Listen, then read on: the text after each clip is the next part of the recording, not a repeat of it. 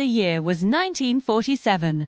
The world was still healing from the ashes of World War II. Millions were displaced, and the Jewish community, scarred by the horrors of the Holocaust, looked toward Palestine as a symbol of refuge and rebirth.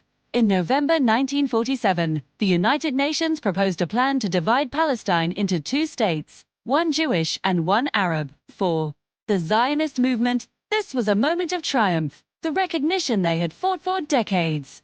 But for the Palestinian Arabs, it was the beginning of an unimaginable nightmare.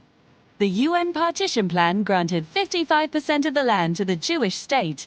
Even though Jews made up only about 1/3 of the population at that time, Palestinians, who had lived on the land for centuries, were left with the remaining portion, a fragmented map that tore through their villages, towns, and history. The Arab world rejected the plan. Protests erupted across Palestine. Families feared losing their homes.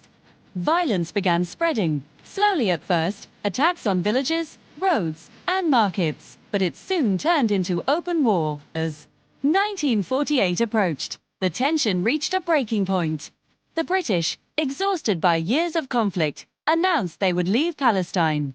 And on May 14, 1948, as the last British troops departed, David Ben-Gurion stood before a gathering in Tel Aviv and declared the establishment of the State of Israel. For Jews around the world, this was a day of rebirth, a new dawn after centuries of persecution. Celebrations erupted across the new nation. But for Palestinians, it was the beginning of what they would remember as Al-Nakba, the catastrophe. Within hours of Israel's declaration, armies from Egypt, Jordan, Syria, Lebanon, and Iraq entered Palestine. The 1948 Arab-Israeli War had begun.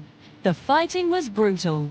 Cities like Haifa, Jaffa, and Jerusalem became battlegrounds. Entire Palestinian villages were emptied, not only from the direct fighting but also from fear, rumors, and forced expulsions. Between 700,000 and 800,000 Palestinians fled or were driven from their homes, an exodus that reshaped the Middle East forever. They crossed into neighboring Arab countries or were pushed into refugee camps in Gaza, the West Bank, Lebanon, and Syria, believing they would soon return. But they never did. The new Israeli government passed laws that prevented the return of these refugees, while their abandoned villages were destroyed or repopulated. By the end of 1949, the map of Palestine had been redrawn. Israel controlled 78% of the land, far more than the UN plan had originally granted. The remaining 22% was divided between Egypt, which took Gaza, and Jordan, which annexed the West Bank. The Palestinian homeland was no longer a nation. It was fragments on a map, cut apart by borders and fences.